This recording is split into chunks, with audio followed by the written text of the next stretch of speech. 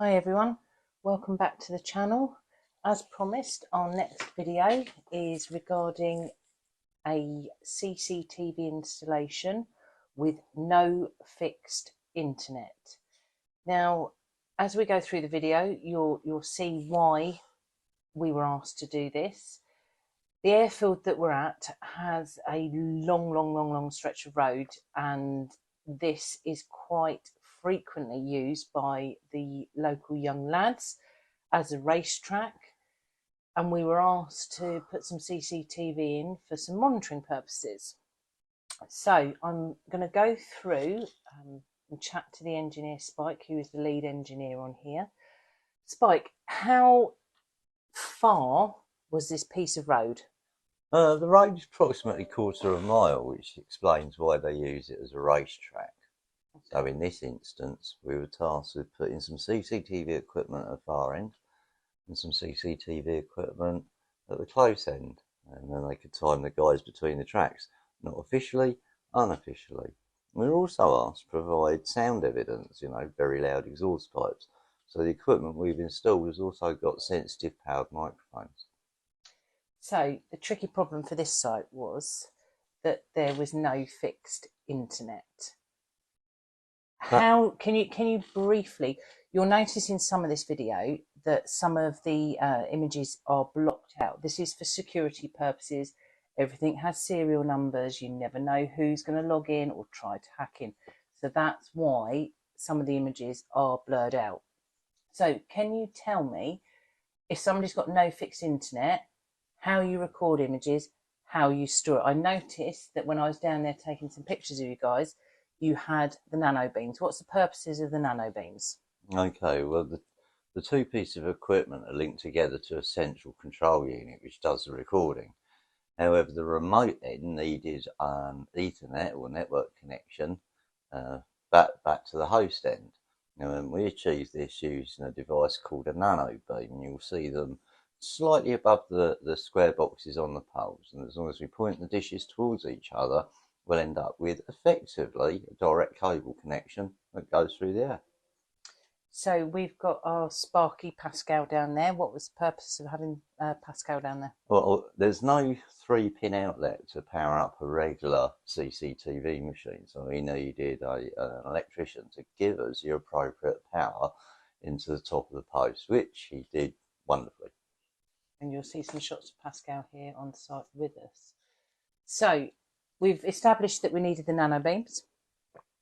What else is in the box to make this work? Just give us a brief outline. I'm not asking you, because obviously you watched the videos before. We are not sponsored by anyone. We're not going to.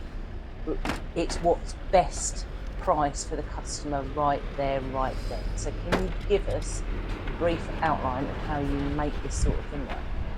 Okay, well, in this instance, because there was no actual hard fixed internet connection, our only option was to use the cellular system. Now, to do this, we use a commercial grade LTE modem.